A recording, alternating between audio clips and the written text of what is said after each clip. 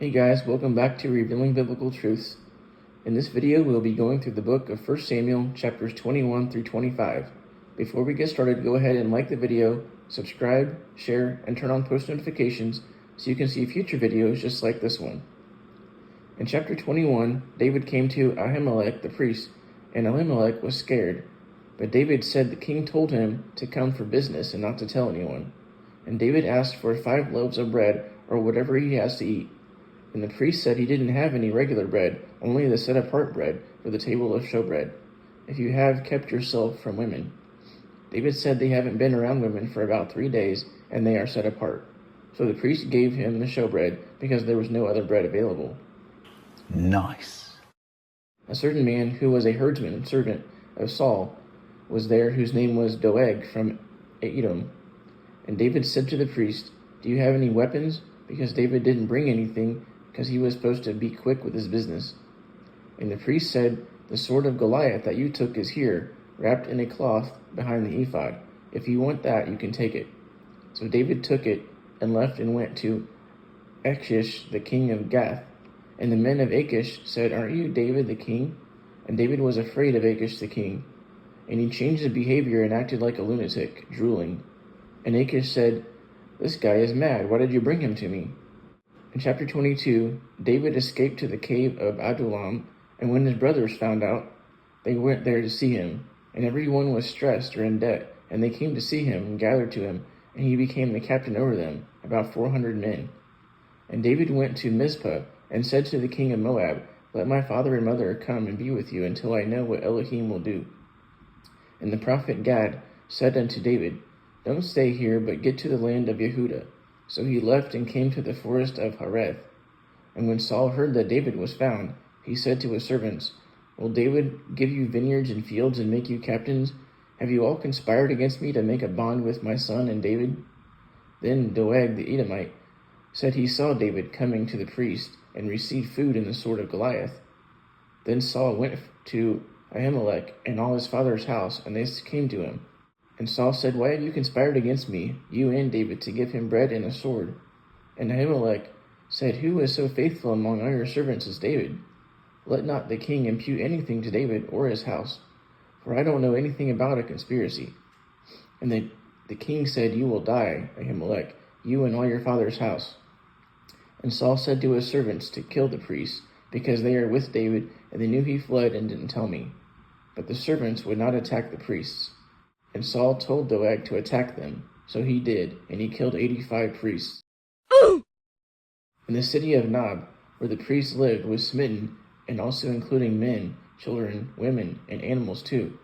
But one of the sons of Ahimelech, named Abiathar, escaped, and fled after David, and told him what happened.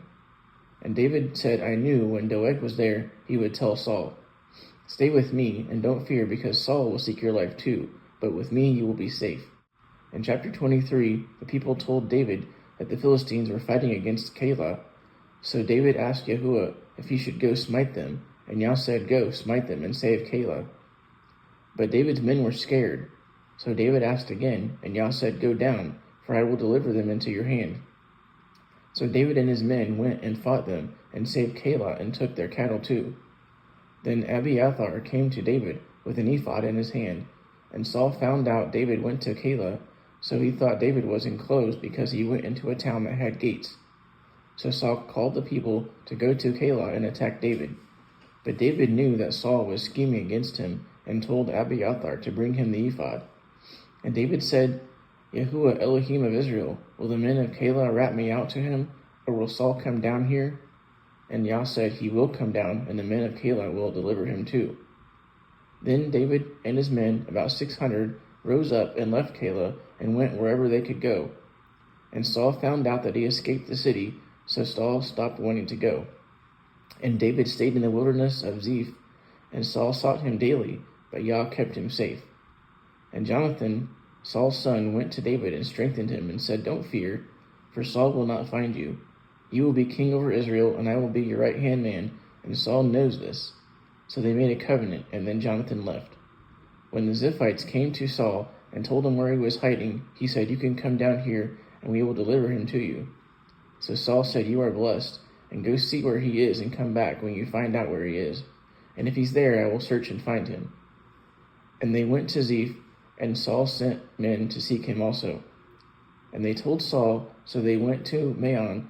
But when Saul found out, he pursued him there to a side of a mountain. So David hurried and went to the other side of the mountain. But then an angel came to Saul and said, "Come here, because the Philistines have invaded the land." So Saul stopped pursuing David and went against the Philistines. So David left and escaped and went to En-Gedi. In chapter 24, Saul had returned from battling the Philistines and found out David was in En-Gedi, so he took 3,000 men and went after David. Then Saul found a cave and went inside, and David and his men were inside the cave. And the men of David said to him, "Behold, the day that Yah said to you, I will deliver your enemy to you." And David rose and cut off Saul's skirt from his robe. And after that, David was sad because he cut off his skirt and told his men, "Yah forbid that I should do this to my master, seeing he is anointed of Yah," and told his men not to attack Saul. But Saul went out of the cave and left. And then David left also and cried after Saul, saying, "You are my king." And when Saul looked behind him, David had stooped his face to the ground and bowed himself. And David said, "Why did you think I sought to hurt you? You have seen this day that Yah has delivered me to you, and some wanted me to kill you, but I spared you, because I will not strike Yah's anointed. And I have your skirt, but I didn't kill you. So see, there is no evil in my hand, that you hunted me. Yah judge between us, and Yah avenge me, but my hand will not be on you." And Saul said, "Is this you, my son David?" And Saul cried and said, "You are more righteous than I, because you have rewarded me good, and I have rewarded you with evil. So Yah reward you for the good you did to me today. And now I know you will be a king someday, and Israel will be in your hand. Swear to me by Yah that you will not cut off my seed or destroy my name." And David swore to Saul, and Saul went home. And Samuel died, and all Israel was gathered together and lamented for him, and buried him in Ramah at his house. And David went to Paran. In chapter 25, there was a man in Maon who was rich, and had 3,000 sheep and thousands of goats in Carmel. His name was Nabal, and his wife Abigail, and she was beautiful and of good understanding, but the husband was evil and harsh. And Nabal was shearing his sheep, and David sent out 10 men to go greet him, and say, "Peace to you both and to your house," and ask for some provision. Then Nabal answered them and said, "Who is David? Shall I take my bread and water and give it to men I don't know?" So David came back and told him what happened. So David told them to take your sword, and they went, about 400 men. But one of them told Abigail that he sent messengers to Nabal, but Nabal railed on them.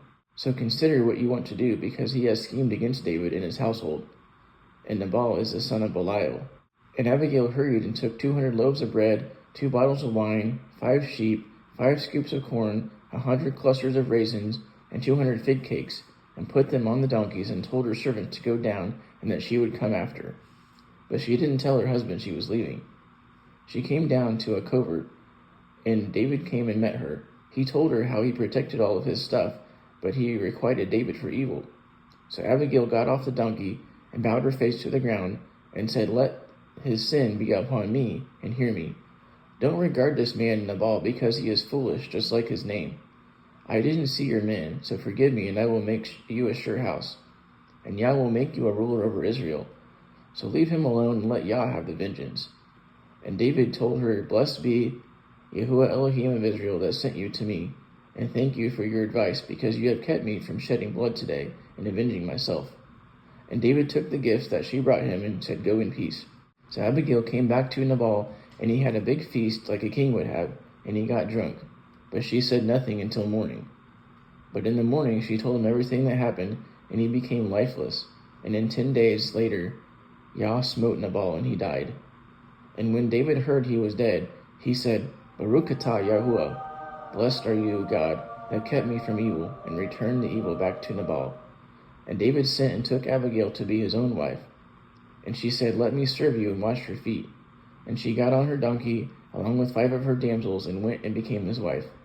He also took Ahinoam of Jezreel for a wife too. And that ends this video. Thank you for watching, and until next time, Shalom.